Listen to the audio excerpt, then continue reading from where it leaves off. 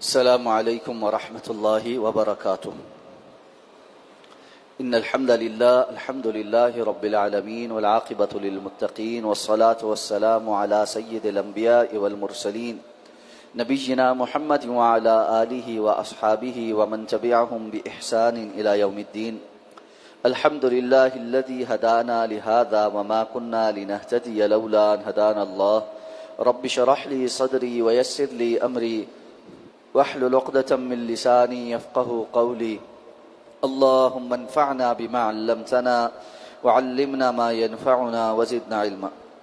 اللہ تعالیٰ کے فضل و احسان سے سورہ ہود کی آیت نمبر 76 تک ہمارا سبق مکمل ہو چکا ہے اور آیت نمبر 77 سے انشاءاللہ آج ہماری کلاس کا آغاز ہو. اعوذ باللہ من الشیطان الرجیم. بسم اللہ الرحمن الرحیم. ولما جاءت رسلنا لوطا سيء بهم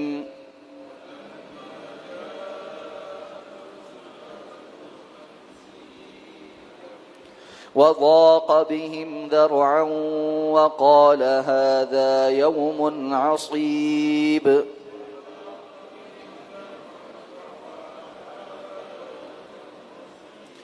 وجاءه قومه يهرعون إليه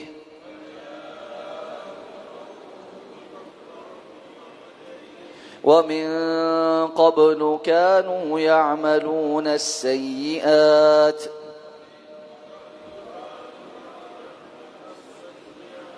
قال يا قوم هؤلاء بناتي هن أطهر لكم فاتقوا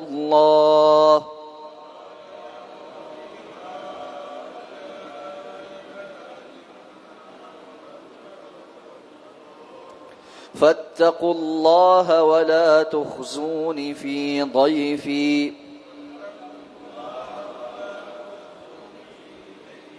أليس منكم رجل رشيد؟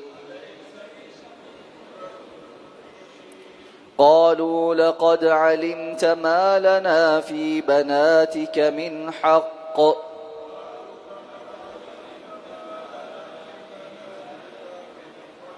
وإنك لتعلم ما نريد. قال لو أن لي بكم قوة أو آوي إلى ركن شديد.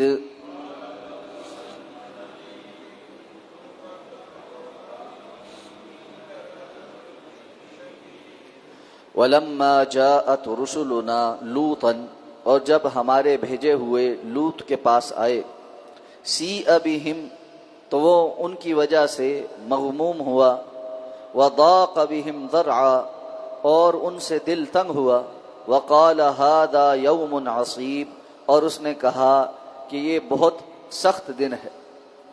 وجاءہ قومہ یہرعون الیہ، اور اس کی قوم اس کی طرف بے اختیار دوڑتے ہوئے آئی. ومن قبل كانوا يعملون السیئات، اور وہ پہلے سے برے کام کیا کرتے تھے. قال یا قوم، تو اس نے کہا ہے میری قوم، ہؤلاء بناتی، یہ میری بیٹیاں ہیں، ہن اطہر لکم، یہ تمہارے لیے زیادہ پاکیزہ ہیں. فاتقوا اللہ، تو اللہ سے ڈرو، ولا تخزونی فی ضیفی، اور میرے مہمانوں میں مجھے رسوا نہ کرو. الیس منکم رجل الرشید، کیا تم میں کوئی بھی بھلا آدمی نہیں، کوئی بھی عقل مند آدمی نہیں؟ قالوا، انہوں نے کہا، لقد علمت ما لنا فی بناتک من حق، یقیناً آپ جانتے ہیں کہ آپ کی بیٹیوں میں ہمارا کوئی حق نہیں. وانک لتعلم ما نرید، اور یقیناً آپ جانتے ہیں کہ ہم کیا چاہتے ہیں. قال، تو اس نے کہا، لو ان لی بکم قوہ، کہ کاش میرے پاس واقعتاً تمہارا مقابلہ کرنے کی طاقت ہوتی. او آوی الی رکن شدید، یا میں کسی مضبوط سہارے کی پناہ لیتا. گزشتہ آیات میں حضرت ابراہیم علیہ السلام کے پاس فرشتوں کا آنا اور ان کو خوشخبری دینا، اور پھر ساتھ میں یہ بات بھی بتلانا کہ ہم قوم لوط کے عذاب کے لیے آئے ہیں، اور حضرت ابراہیم علیہ السلام کا اس عذاب کے متعلق مجادلہ کرنا اور اللہ کا فیصلہ آنا کہ یہ فیصلہ اب ہو چکا ہے اور آپ اس بحث سے پیچھے ہٹ جائیں۔ اب وہاں سے فرشتے حضرت لوط علیہ السلام کی طرف آئے۔ قرآن مجید میں متعدد مقامات پر اس واقعے کی زیادہ تفصیل بھی ہے۔ جس طرح انسانی شکل میں حضرت ابراہیم کے پاس آئے تھے اور وہ ان کو نہیں پہچان سکے، اسی طرح انسانی شکل میں حضرت لوط علیہ السلام کے پاس آئے اور وہ بھی نہ پہچان پائے کہ یہ فرشتے ہیں۔ اور آتے ہوئے اللہ کی حکم سے ایک تدبیر بھی ہوئی، اور وہ یہ کہ بڑے خوبصورت نوجوانوں کی شکل میں یہ فرشتے آئے، اور قوم کی بیماری تو پہلے سے پتہ ہے۔ دوسری جگہ حضرت لوط علیہ السلام نے قوم کو جب وہ اسی طرح اڑتے اڑتے آئے کہا کہ تم ایک ایسی برائی کے اندر مبتلا ہو، تم سے پہلے کبھی کسی نے اس برائی میں اپنے آپ کو نہیں ڈالا۔ تو اس بدکاری کا، ہم جنس پرستی کا آغاز کرنے والی قوم لوط تھی۔ تو جب یہ بڑے خوبصورت نوجوانوں کی صورت میں حضرت لوط علیہ السلام کے گھر مہمان آئے تو ظاہر بات ہے حضرت لوط علیہ السلام کو پریشانی لگی۔ سیء بہم وضاق بہم ذرعا، ان کو دیکھ کر دل غم سے بھر گیا کہ اب تو خیریت نہیں، اور دل کے اندر ایک بوجھ پیدا ہو گیا، دل تنگ ہو گیا۔ ضاق ذرعا یہ اصل میں نا عربی زبان میں ایک جو ہے نا جملہ ہے جو عام طور پر مال بردار جو جانور ہوتا ہے نا اس کے لیے بولا جاتا ہے۔ جب اونٹ جو ہے نا وہ اس کی پیٹھ پہ کوئی وزن نہیں ہوتا تو وہ لمبا لمبا قدم لیتا ہے، تیز تیز چلتا ہے، اور جب اس کے اوپر بہت بوجھ لگا ہو نا تو پھر کہتے ہیں ضاق ذرعا، اس کو نا چھوٹے چھوٹے قدم لیتا ہے، تو اس کا وہ جو پاؤں ہے نا، اس کی جو ذرع ہے، یہ ٹانگ جو ہے وہ چھوٹی ہو گئی، یعنی وہ بوجھ کے نیچے آ گیا ہے۔ تو یہ جملہ جو ہے نا پھر سینے کی تنگی، دل کے اوپر بوجھ کے آ جانے، اس کے لیے بھی بولا جاتا ہے کہ ضاق ذرعا۔ جس طرح اونٹ کے اوپر بہت بوجھ لاد دو اور وہ مشقت سے اٹھ کے اٹھا رہا ہوتا ہے، اس طرح انسان کے اوپر بہت کسی بات کا بوجھ آ جائے اور وہ مشقت سے وہ وقت گزار رہا ہو تو وہ اس کی کیفیت ہوتی ہے۔ تو اللہ نے حضرت لوط علیہ السلام کی کیفیت بیان کی کہ ان کو شدید پریشانی لاحق ہوئی کہ قوم جس کردار کی حامل ہے اس کے نتیجے میں ان مہمانوں کی عزت محفوظ رہ جائے، یہ ایک جو ہے نا معجزہ ہی ہوگا۔ اب کہنے لگے ھذا یوم عصیب، آج کا دن بڑا سخت ہے، یعنی اس طرح کے مہمانوں کا آنا اور ان کی حفاظت، چونکہ وہ میرے مہمان ہیں تو یہ بڑا ایک مشکل کام ہو جائے۔ اب یہاں پر ایک چیز ذہن میں رہنی چاہیے، حضرت لوط علیہ السلام کے پاس فرشتے نوجوانوں کی شکل میں، ایسے نوجوانوں کی شکل میں آئے جن کو وہ جانتے نہیں ہیں، ظاہر بات ہے پہچانتے نہیں ہیں کہ کون ہے، تبھی تو یعنی پہچان بھی نہیں پائے کہ یہ فرشتے ہیں۔ کوئی ایسا آپس میں تعلق نہیں ہے کہ کوئی پرانا جاننے والا ہو وہ آیا ہو تو بندہ اس کی بڑی عزت احترام کی خاطر جو ہے وہ پریشان ہو رہا ہو۔ اجنبی لوگ لیکن چونکہ مہمان بن کر آئے ہیں تو اب ان کی عزت، ان کا اکرام یہ اللہ رب العزت کی طرف سے حکم ہے، اور یہ انبیاء کی سنت ہے۔ حضرت لوط علیہ السلام کو فکر لاحق ہو رہی، یہ میرے مہمان ہیں، ان کے ساتھ اب قوم جو سلوک کرے گی ایسا میری موجودگی میں نہیں ہونا چاہیے، میرے مہمانوں کے ساتھ ایسا نہیں ہونا چاہیے۔ ویسے بھی حرام کام ہے لیکن یہ میرے مہمان ہیں، اسی لیے اگلی آیت میں ان کو کہا کہ میرے مہمانوں کے سامنے مجھے رسوا نہ کرو۔ تو وجاءہ قومہ یہرعون الیہ، قوم ان کے پاس آئی اس حالت میں کہ ایک دوسرے کو پیچھے دھکیلتے ہوئے آ رہے تھے۔ ایک ہوتا ہے نا کہ کسی کام کے لیے انسان چھپ کے، غلط کام کے لیے، گناہ کے لیے چھپتا چھپاتا جو ہے نا شرمندہ ہو کر اندھیرے میں جاتا ہے، اور ایک ہے ببانگے دہل، ہر کوئی آگے نکلنے کی کوشش کر رہا ہو جیسے کوئی بڑی ٹرافی ہو۔ یعنی اس حد تک وہ قوم بے حیائی میں آگے بڑھ چکی تھی کہ غلط کام اور حرام کام میں ایک دوسرے پر سبقت لے جانا چاہتے تھے، جو جتنا طاقتور تھا وہ پہلے پہنچنا چاہتا تھا، ایک دوسرے کو دھکیل رہے۔ اور معلوم ہے کہ دیگر روایات سے پتہ چلتا ہے کہ یہ مخبری جو ہے حضرت لوط علیہ السلام کی کافرہ بیگم نے کی تھی، اور یہی وجہ ہے کہ عذاب جب آیا تھا تو اس کو ان لوگوں میں شمار کیا گیا جو کفار میں سے تھے اور جن پر عذاب آیا تھا، کہ گھر پر جو ہے تمہارے مطلب کا بہت سارے مہمان ہیں تو آؤ اور آ کر جو ہے وہ اپنی ہوس جو ہے وہ پوری کرو. اب یہ آئے وَمِن قَبْلُ كَانُوا يَعْمَلُونَ السَّيِّئَاتِ، اللہ نے فرمایا یہ تو بڑے عرصے سے ہی پہلے سے ہی برے کام کرنے پر لگے ہوئے تھے. اس طرح دوڑ دوڑ کر آنے پر کس چیز نے ان کو اکسایا کہ انسان پہل جب غلط کام کرنے لگتا ہے تو اس میں پھر بھی کوئی شرم حیا باقی ہوتی، لیکن جب وہ غلط کام عادت بن جائے پھر اس کے لیے ہر قسم کی حیا کے تقاضے جو ہے وہ ان کو پیچھے چھوڑ دیتا، پھر وہ اس کی عادت بن جاتی ہے، پھر وہ اس کو کوئی شرمندگی نہیں ہوتی. تو اس طرح دوڑ دوڑ کر آنے کی وجہ یہ تھی کہ یہ بڑے عرصے سے اس گناہ کے اندر مبتلا تھے. اس سے ایک اور بات بھی پتہ چلتی ہے کہ عذاب فوراً نہیں آتا، ایک طویل عرصے سے وہ ان غلط کاموں پہ لگے رہے. اللہ رب العزت نے حضرت لوط علیہ السلام کے ذریعے ان کو بات پہنچائی، کتنا عرصہ حضرت لوط علیہ السلام نے ان کو سمجھایا. اس سب کے باوجود جب وہ باز نہیں آئے تو آخر کار یہ فیصلہ ہوا کہ اللہ رب العزت کی طرف سے اب عذاب آئے گا، اب ان کی ہدایت کی کوئی امید باقی نہیں ہے. حضرت لوط علیہ السلام نے کہا ہا اولائی بناتی، یہ میری بیٹیاں ہیں، ہن اطہر لکم، یہ تمہارے لیے زیادہ پاکیزہ ہیں.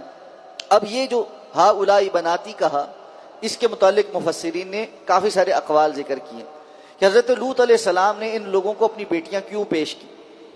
ایک قول یہ ہے کہ ان میں سے ظاہر بات ہے ہر جتھے کے کچھ سرکردہ لوگ ہوتے، تو کچھ اوباش اور سرکردہ قسم کے لوگ تھے جو حضرت لوط علیہ السلام سے ان کی بیٹیوں کا رشتہ مانگتے تھے، لیکن وہ ان کی اوباشی اور بد کرداری کی وجہ سے اپنی بیٹی کا رشتہ دینے کے لیے تیار نہیں تھے. لیکن اس موقع پہ اپنے مہمانوں کی عزت کو محفوظ رکھنے کے لیے حضرت لوط علیہ السلام نے یہ پیشکش بھی کر دی کہ ٹھیک ہے یہ میری بیٹیاں ہیں، ان کے رشتے تم لے لو. لیکن یہ قول بڑا کمزور ہے، اس لیے کہ حضرت لوط علیہ السلام کا مہمان کی عزت کو بچانے کے لیے اپنی بیٹیوں کو بدکردار لوگوں کے ساتھ بیاہ دینا یہ کچھ نبی کی شان کے مطابق نہیں لگتا.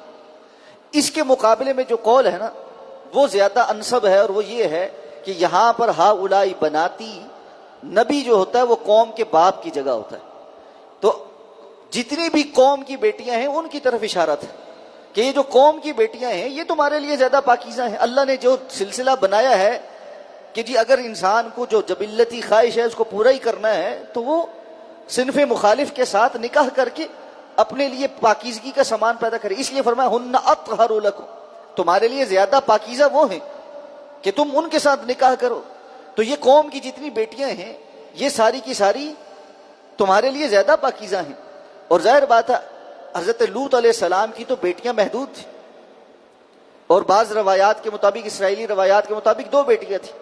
تو یہ تو نہیں ہو سکتا کہ سارے جتھے کو حضرت لوط علیہ السلام نے اپنی 2 بیٹیاں پیش کی ہوں. تو ایک بڑی قوم، اللہ نے کہا قوم اٹھ کر آئی ان کے پاس، تو بہت بڑا جتھا تھا جو ان کے گھر کے باہر آ کر محاصرہ کر کے بیٹھ گیا. تو یہی زیادہ انسب بات ہے کہ یہاں پر بناتی سے ان کی مراد پوری قوم کے اندر موجود ان لوگوں کی خواتین، اور حتیٰ کہ جو لوگ وہاں آئے بیٹھے تھے ان کی جو گھروں میں عورتیں ہیں وہ ساری یہ نبی کی نسبت سے وہ ان کی بیٹیاں لگی. تو یہ جو ہے نا کہنا مقصود تھا فاتقوا اللہ، اور ساتھ اللہ کا ڈر دلایا کہ اللہ سے ڈرو اور مجھے میرے مہمان کے سامنے رسوا نہ کرو. الیس منکم رجل الرشید. اب جب دیکھا کہ قوم پھر بھی کوئی بات ماننے کو تیار نہیں ہے، سارے یک زبان ہوئے ہیں، تو حضرت لوط علیہ السلام نے کہا کہ تم اتنے زیادہ لوگوں میں کوئی ایک بندہ بھی ایسا نہیں ہے جو حق کی بات کہے، کوئی ایک بھی ایسا نہیں ہے جو بات کو سمجھ سکے.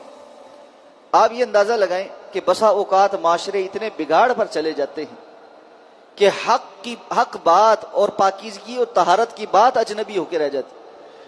لوط علیہ السلام کو بجائے اس کے کہ یہ لوگ پاکیزگی اختیار کرتے تانا دینے لگ گئے، انہم اناس یتطہرون، ہنس کے ٹھٹا کر کے کہنے لگے اچھا ہمیں یہ باتیں سکھاتے ہو، یہ وہ لوگ ہیں جو بہت پاکیزہ بنتے ہیں. یعنی عیب کو اپنے لیے فخر کا ذریعہ بنا لیا، اور جو چیز قابل فخر تھی عصمت اور پاک بازی اس کو ٹھٹے اور تمسخر کا ذریعہ بنا لیا. بالکل اس طرح جس طرح آج حجاب جو ہے وہ تخلف کا اور پینڈو پن کا نشانہ بنا لیا ہے، اور برہنہ ہونا اس کو ماڈرن ہونے اور زیادہ جو ہے معاشرے کے اندر کامیاب ہونے کی علامت بنا لیا. تو یہ بالکل ویسا ہی الٹ انہوں نے بھی کیا تھا. تو کہنے لگے انہم اناس یتطہرون، دیکھو دیکھو ہمیں پاکیزگی کے درس دیتے ہیں، زیادہ پاکیزہ بنتے ہیں. آج آپ کسی کو پردے کا کہیں نا تو کہتے ہیں یہ اپنے تئیں زیادہ پاکیزہ بنتے ہیں. ہم بالکل اپنے طور پہ ہمارا معاملہ اللہ کے ساتھ ہے، جو کچھ مرضی کریں۔ آپ کون ہوتے ہیں ہمیں جج کرنے والے؟ آپ کو ججمنٹل ہونے کی ضرورت نہیں ہے۔ کون کیا کرتا ہے یہ اس کے ظاہر سے نہیں پتا چلتا، کون اندر سے کتنا پاک ہے یہ آپ کو تھوڑی پتا ہے۔ اگر کسی نے برقع پہنا ہوا ہے تو وہ بھی بہت کچھ کرتی ہیں، آپ کو کیا پتا ہے؟ فلاں فلاں لمبی چوڑی بحثیں ہوتی۔ بھائی دلوں کے اندر اتر کر دیکھنے کا معاملہ اللہ نے ہمارے ذمہ نہیں لگایا۔ حضرت عمر رضی اللہ تعالیٰ عنہ فرماتے تھے اللہ کے رسول تشریف لے گئے اور اب وحی آنا بند ہو گئی۔ پہلے وحی آتی تھی اور ہمیں وحی کے ذریعے اللہ کے رسول بتا دیتے تھے کہ فلاں کا کیا معاملہ ہے۔ اب تو ہم تمہارے ساتھ تمہارے ظاہر کے مطابق معاملہ کریں گے، جیسا ظاہر لے کر آؤ گے ویسا ہم کہیں گے۔ اب ایک بندہ ظاہری طور پر حال حلیے میں مسلمانوں والا ہے، ہم اس کو اچھا مسلمان تصور کریں گے، باطن میں وہ کیسا ہے اللہ رب العزت جانتا۔ ایک بندہ حال حلیے میں اللہ کا نافرمان ہے، ہم اس کو اللہ کا نافرمان کہیں گے، باطن میں وہ کیسا ہے اللہ جانتا۔ اس لیے ہم یہ نہیں کہتے کہ فلاں اپنے ظاہر کی وجہ سے جہنمی ہے یا فلاں اپنے ظاہر کی وجہ سے جنتی ہے۔ جنت اور جہنم کے ٹکٹ نہیں ہم باندھتے، لیکن ظاہر میں اللہ رب العزت کی مخالفت اختیار کرنے والے کے لیے دل میں بغض رکھتے، ناپسند کرتے، اور ظاہر میں اللہ رب العزت کی اطاعت اور فرما برداری اختیار کرنے والے کے لیے دل میں قربت رکھتے ہیں، محبت رکھتے ہیں۔ کیوں؟ علامات ہوتی ہیں ہر چیز کی۔ اپنے وطن کی علامات سے تو بڑی محبت ہے، جھنڈے سے بڑی محبت ہے، مینار پاکستان سے بڑی محبت ہے، آئین اور دستور سے بڑی محبت ہے۔ تو یہ علامات ہیں نا جن سے ہم محبت کرتے ہیں، ورنہ وطن کہاں ہے؟ یعنی مٹی تو ہر جگہ ایک جیسی ہوتی ہے، پاکستان کی مٹی بھی ویسی ہے، ہندوستان کی مٹی بھی ویسی ہے۔ یہ کون سی لکیر ہے جس کے آر پار ہونے کی وجہ سے ہمیں ایک محبت اور ایک بغض ہو جاتا ہے؟ کوئی وجہ ہے نا۔ بالکل اسی طرح ایک لکیر ہے ایمان کی لکیر، جو اس کے ادھر ہوتا ہے اس سے ہمیں محبت ہوتی ہے، جو اس کے پار جانے کی کوشش کرتا ہے ہمیں اس سے محبت نہیں ہوتی۔ اب اس میں کوئی لاکھ ہمیں کہتا رہے کہ نہیں نہیں ہمارا ظاہر تو جیسا مرضی ہو، آپ ہم سے بالکل کوئی بغض نہ رکھیں، تو یہ ایک بے وقوفانہ سی بات ہے۔ اور انہی لوگوں سے اگر پوچھا جائے کہ اگر ایسا ہی ہے تو آپ دینداروں سے بغض کیوں رکھتے؟ اگر آپ کو اس چیز سے کوئی فرق نہیں پڑتا کہ ظاہر میں کون کیسا ہے، تو پھر تمہیں دین سے کیا تکلیف ہے اور دیندار لوگوں سے تکلیف کیا ہے؟ وہاں تو داڑھی والا اور برقے والا بڑا چبھتا ہے، وہاں تو کوئی موقع نہیں جانے دیتے جہاں پر پھپتیاں نہ کسیں اور جہاں پر ڈی گریڈ نہ کریں۔ تو اس سے پتہ چلتا ہے فرق پڑتا ہے، ان کو بھی پڑتا ہے اور ہمیں بھی پڑتا ہے۔ ہاں ان کا فرق اپنی ذات کے لیے ہے، ہمارا فرق اللہ کے لیے۔ ہمیں اللہ رب العزت کی خاطر فرق پڑتا ہے کہ یہ اللہ کا نافرمان ہے، ظاہری طور پر کھلم کھلا اعلانیہ اللہ کی نافرمانی کرتا ہے، اور ایک بندہ ظاہری طور پر اعلانیہ طور پر اللہ کا فرما بردار ہے۔ دونوں کے درمیان فرق ہے، اور ہم اس فرق کو ملحوظ خاطر ضرور رکھیں گے، چاہے ولو کریہ الکافرون ولو کریہ المشرکون۔ قرآن نے کہا کہ دین پر عمل کرنا کافروں کو، مشرکوں کو، نافرمانوں کو کتنا ہی ناپسند کیوں نہ ہو، اہل ایمان بہرحال اسی کے اوپر رہیں گے۔ تو اللہ رب العزت نے فرمایا، حضرت لوط علیہ السلام نے ان کو کہا الیس منکم رجل الرشید، کیا تم میں کوئی ایک بھی عقل مند آدمی نہیں ہے؟ کہنے لگے آپ کو پتہ ان عورتوں سے ہمیں کوئی سروکار نہیں۔ وَإِنَّكَ لَتَعْلَمُ مَا نُرِيدُ، آپ اچھے طریقے سے جانتے ہیں ہم کس چیز کا مطالبہ کر رہے ہیں۔ اب حضرت لوط علیہ السلام نے جب دیکھا کہ یہ تو زور زبردستی تک آ گئے ہیں اور میں ان کو اب روک نہیں پاؤں گا، تو ایک بات ان کی زبان سے ادا ہوئی، قال لو ان لی بکم قوتا او آوی الی رکن شدید، کہنے لگے کاش میرے پاس کوئی دنیاوی قوت ایسی ہوتی کہ میں تمہارا مقابلہ کر سکتا یا کسی مضبوط سہارے کے ساتھ جڑ جاتا جو تمہیں اس کام سے روک کے رکھتا۔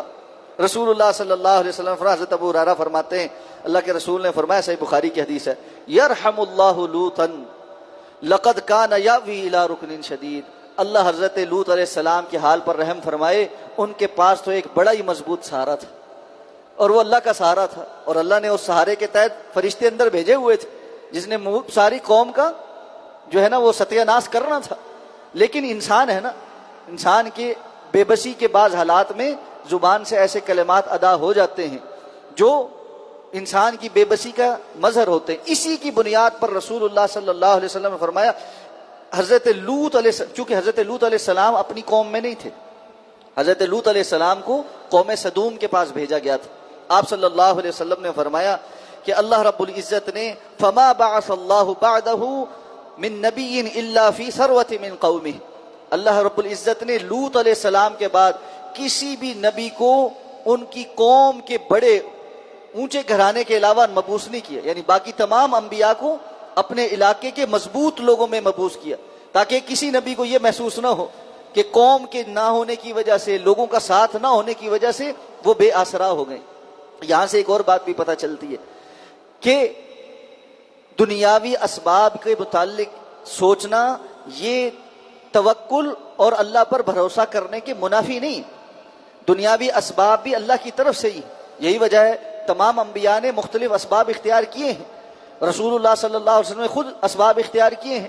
جب طائف کا واقعہ ہوا تو اللہ کے رسول صلی اللہ علیہ وسلم جب مکہ کی طرف واپس آ رہے تھے تو آپ صلی اللہ علیہ وسلم مکہ کے مضافات پر رک گئے، اور آپ نے مختلف قبیلوں کے سرداروں کو جو ہے نا پیغام بھیجے کہ کون ہے جو مجھے مکہ میں داخلے کے لیے پناہ دے گا۔ اور عربوں کے ہاں معلوم ہے کہ جب کوئی قبیلے کا سردار یا قبیلہ پناہ دے دیتا تھا تو پھر باقی اس کا احترام کرتے تھے، یا اگر مخالفت کرتے تھے تو پھر جو قبیلہ پناہ دیتا تھا یا جو شخص پناہ دیتا تھا پہلے اس کی جان جاتی تھی، بعد میں جس کو پناہ دی گئی تھی اس کی جان جاتی تھی۔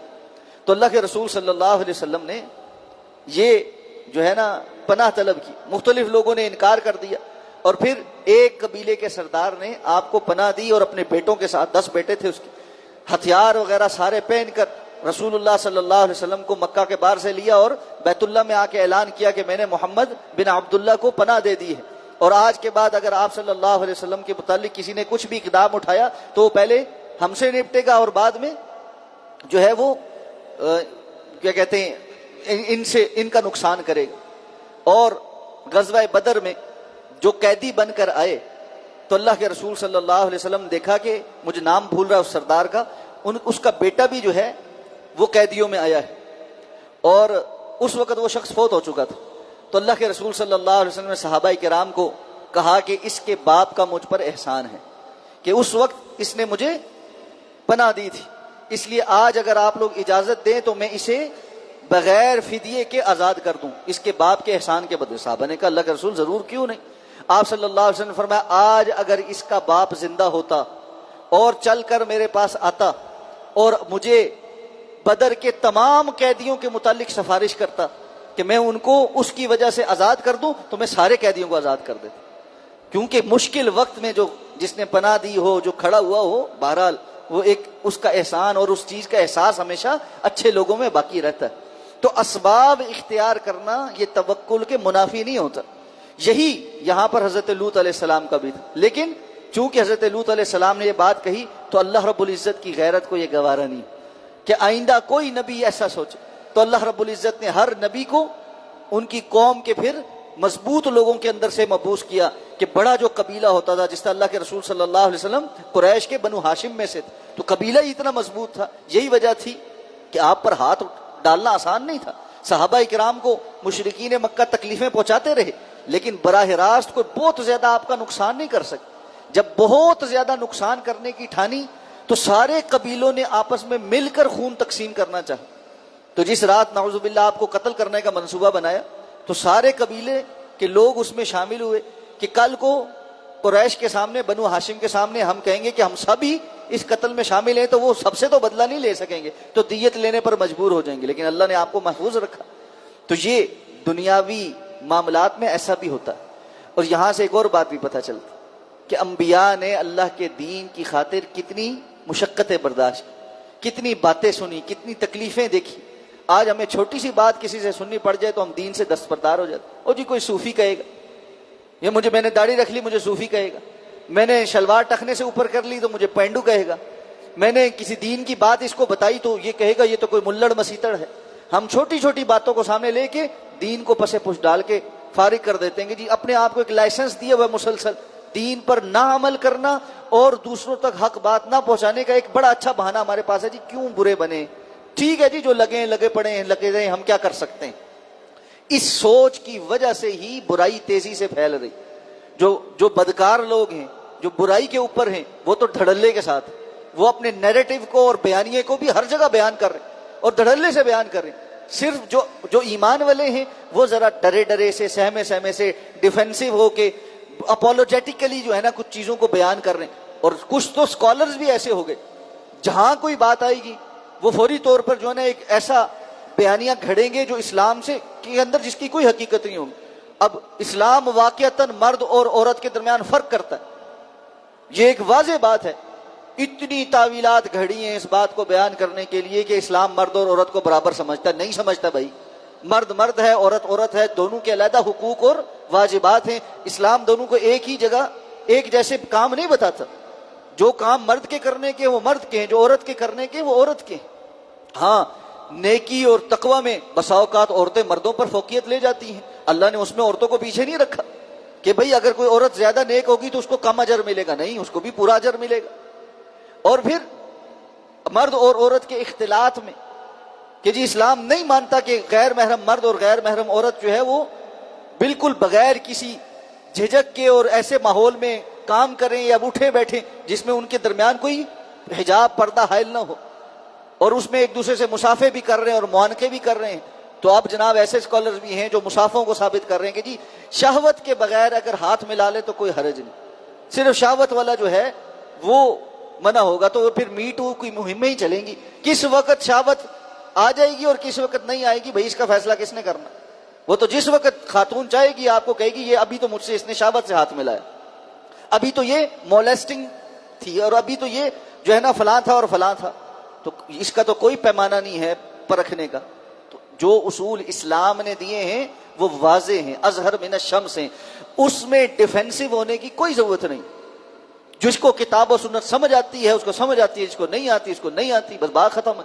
یہ تو اللہ اور اللہ کے رسول کے فیصلے کو ماننے یا نہ ماننے والی بات ہے، اس میں میری اور آپ کی اپنی بات تو ہے ہی نہیں۔ اگر کوئی یہ کہتا ہے کہ نہیں اسلام میں یہ نہیں، اس کو دلیل پیش کرنی چاہیے، اور دلیل تو وضاحت کے ساتھ کہتی ہے کہ یہ باتیں اسی طرح ہیں۔ اب ہم اس کو تروڑنے مروڑنے کی جتنی مرضی کوشش کر لیں، اور جو لوگ یہ تروڑ مروڑ رہے ہیں ان کو قرآن مجید کی وہ آیات یاد رکھنی چاہیے جس میں اللہ رب العزت نے یہود و نصارہ کے علماء پر لعنتیں بھیجی ہیں۔ کیوں؟ کہ وہ کیا کرتے تھے؟ اسی طرح لیم بِأَلْسِنَتِهِمْ وَطَعْنًا فِي الدِّينِ، اپنی زبانوں کو نرم کر کے کچھ تروڑ مروڑ کے معنوں کے اندر تحریف کر کے الفاظ کے ہیر پھیر کے ساتھ اپنے مقصد کے اور اپنے بڑے لوگوں کے مطالبوں پر نئے قسم کے فتوے جاری کرتے تھے۔ یہ علماء سوء ہیں، اللہ کے رسول نے فرمایا یہ بدترین لوگ ہیں اللہ کی مخلوق میں، والعیاذ باللہ، اللہ ہمیں اس سے محفوظ فرمائے۔ سبحانک اللہم و بحمدک، نشہد ان لا الہ الا انت، نستغفرک و نتوب الیک۔